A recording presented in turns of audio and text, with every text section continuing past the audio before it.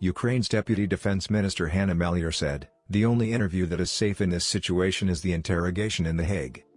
Her remark referred to an arrest warrant issued by the International Criminal Court, ICC, accusing Vladimir Putin of war crimes and the unlawful deportation of children from Ukraine to Russia. Turker Carlson's visit to Moscow has been reported on voraciously in Russian state media, with near-constant coverage of his every move. "There are risks to doing an interview like this, obviously, so we've thought about it over many months," Carlson said on his announcement video.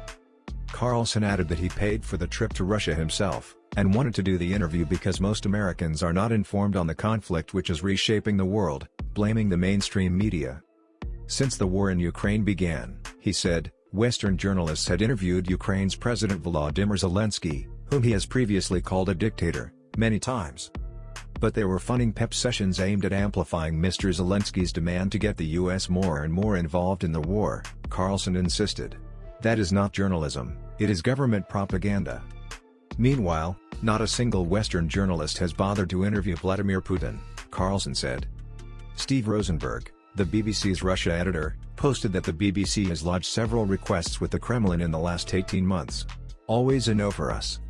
The FT's Moscow bureau chief, Max Sedin, said it was quite something to complain that not enough American journalists were reporting on the Russian side of the invasion, when 2 American journalists were in jail right now for doing just that.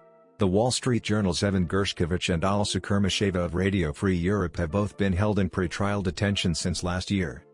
Russian journalist Yevgenia Albats pointed out that she and hundreds of her colleagues had to go into exile to keep reporting on the war, while Carlson was shooting from the $1,000 Ritz suite in Moscow.